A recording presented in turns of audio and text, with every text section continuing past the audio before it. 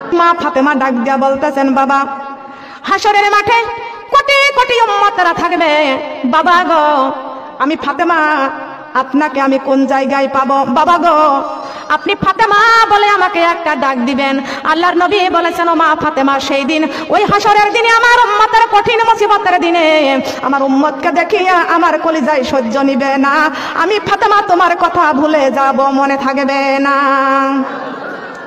নবীজি ফাতেমাকে ভুলে যাবেন, ফাতেমার কথা মনে থাকবে না, হাসাইন হুসাইনের কথা মনে থাকবে না, কোন সাবির কথা মনে থাকবে না, কোন বিবিদের কথা মনে থাকবে না, শুধু মনে থাকবে রব্বি হাবলি উম্মাতি। সিজদাই পড়ে কান্দেন নবী, উম্মাতি বলে যারে যার মাফি করিয়া দাও গো আল্লাহ, উম্মতি আমার গুনাহগার।